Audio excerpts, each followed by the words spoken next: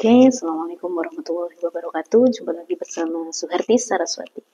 Pada kesempatan kali ini kita akan belajar tentang bagaimana caranya mengurutkan pecahan. This could be us. So back to what I was saying. Could be us. Oke, langkah yang pertama kita gunakan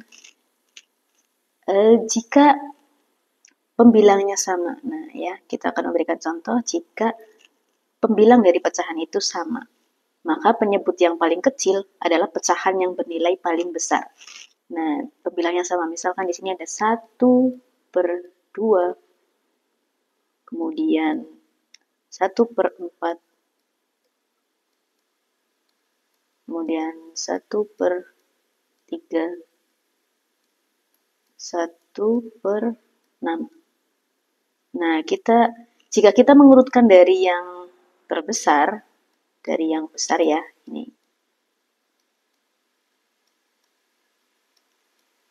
Maka pedomannya ini.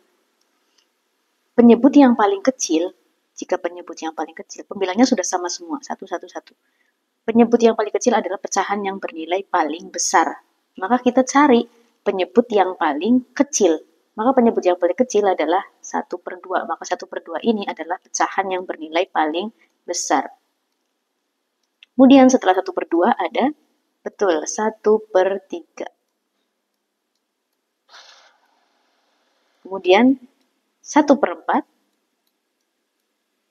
Dan yang terakhir adalah 1/6. Ya.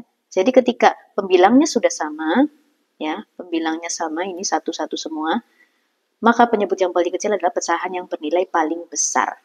Oke, seperti itu. Cara yang kedua. Nah, jika yang diketahui adalah penyebutnya sama, maka pembilang yang paling besar adalah pecahan yang bernilai paling besar. Penyebutnya sama, misalkan di sini ada 5/8. Kemudian 2/8. 3/8, kemudian 6/8. Nah, penyebutnya sudah sama semua, 8, 8, 8, 8. Maka jika diurutkan dari yang paling besar, ya, jika kita urutkan dari yang paling besar, pembilang yang paling besar adalah pecahan yang bernilai paling besar. Nah, kita fokus kepada pembilangnya. Pembilangnya yang paling besar yang mana? Oh, ternyata 6. 6/8, berarti ini adalah pecahan yang bernilai paling besar. Kemudian, berapa lagi? Iya, betul, 5. 5/8. Kemudian berapa lagi? Betul, 3/8. Dan yang paling kecil adalah 2/8. Seperti itu ya. Jadi patokannya ini, jika penyebutnya sudah sama, maka pembilang yang paling besar adalah pecahan yang bernilai paling besar. Oke, seperti itu. Kita lanjut cara yang ketiga. Dengan cara menyamakan penyebut, mengalihkan ke bentuk penyebut 10 atau 100. Misalkan di sini ada 1/2 dibanding kemudian 2/4, kemudian 3/5. Satu lagi 6/10. Nah, jika kita urutkan dari yang terbesar, ya, maka kita ubah dulu. Ini kan penyebutnya sama, beda semua. Penyebutnya beda, kemudian pembilangnya juga semuanya beda. Jika kita lihat di sini, maka penyebut yang memungkinkan itu adalah penyebut per 100. Kita ubah dulu, ya, menjadi per 100. 1/2 supaya jadi 100. Dikalikan berapa? 2 ini jadi 100 dikalikan 50. Maka satunya juga dikalikan 50. 1 kali 50 sama dengan 50. Kemudian berikutnya 4/4. Per 4 supaya jadi per 100. Ya, maaf ya, ini 100. 4 supaya jadi 100 dikalikan berapa? Dikalikan 25. Maka 2 ini juga dikalikan dengan 25. 2 kali 25 sama dengan 50. Kemudian 5 supaya jadi per 100, ya, 5 supaya jadi per 100 berarti dikalikan 20 betul. Berarti ini 3 kalikan 20 sama dengan 60. Kemudian yang terakhir 10 supaya jadi 100 dikalikan, tentunya dikalikan 10. Berarti 6-nya, 6 ini juga dikalikan 10, jadinya 60. Nah, ketika ini kan banyak yang sama, maka kita boleh mengurutkannya. Misalkan pertanyaannya dari yang terbesar, boleh. Yang ini dulu boleh. Ini, 3 per 5. Kemudian, ini ya, 60 per 100 berarti 6 per 10. Karena ini sama. Kemudian, ini juga sama, 1 per 2. Dan 2 per 4. Begitu ya, ini kebetulan ada beberapa yang sama, tidak apa-apa. Jadi intinya untuk mengurutkan dengan menyamakan penyebut ke 10 atau 100, kita fokus penyebutnya ya, penyebutnya supaya dijadikan 10 atau 100 yang memungkinkan. Seperti itu ya. Pembilangnya dikalikan dengan angka sesuai dengan yang dikalikan dengan penyebut. Contoh ini menjadi 100 berarti dikalikan 50, maka pembilangnya juga dikalikan 50. Kemudian jika ternyata semuanya ini tidak bisa dijadikan per 10 atau per 100, maka kita menggunakan cara yang berikutnya, yaitu menggunakan KPK. KPK dari penyebutnya. Contoh di sini ada 1 per 3. Kemudian 2 per 5. Kemudian 1 per 6. Dan 2 per 4. 2 per berapa ya? 3. Nah, kita mencari KPK-nya. KPK dari penyebutnya. Oke, yang pertama itu KPK dari 3. Ya, itu 3, 6, 9, 12, 15, dan seterusnya. 5, 10, dan seterusnya. Kita boleh menggunakan cara yang seperti ini sampai ketemu ya. 6, 12.